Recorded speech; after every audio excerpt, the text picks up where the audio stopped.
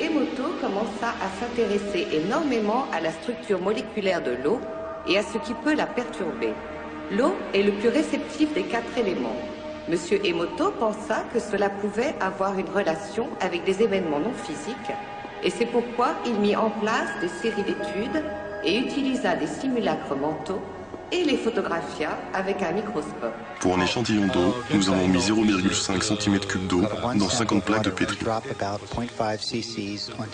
Ensuite, nous avons pris ces 50 plaques de pétri et nous les avons congelées à moins 25 degrés pendant 3 heures. Then we take those 50 petri dishes and freeze them in a freezer at minus 25 degrees Celsius for about 3 hours.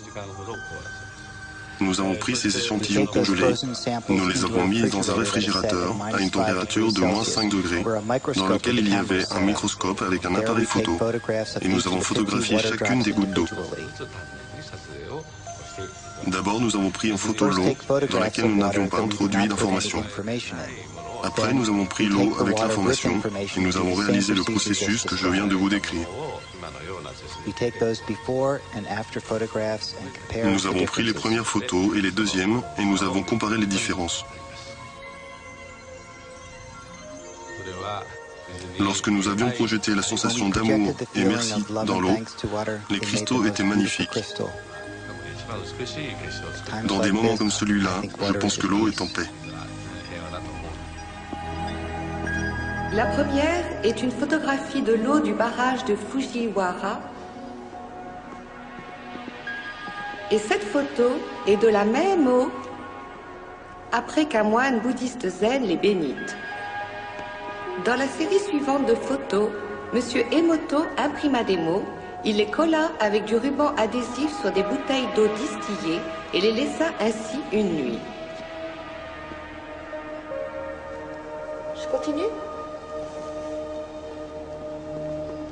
Cette première photo est de l'eau distillée pure, ce n'est que l'essence. Les photos suivantes, comme vous pouvez le voir, sont différentes. Ceci est le chi, la force vitale de l'amour. Et ici, nous avons merci. Vous voyez ici, là, où il l'a collé sur la bouteille.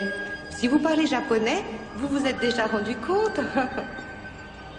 Monsieur Emoto considère que la pensée ou l'intention sont l'âme matère de tout ça.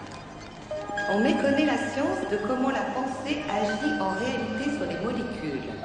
Les seules à la connaître sont les molécules de l'eau, bien sûr. Et c'est fascinant si l'on tient compte que 90% de notre corps est d'eau.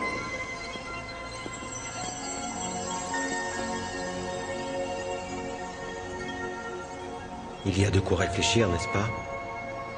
Si la pensée seule fait cet effet à l'eau, quel effet ont les pensées sur nous?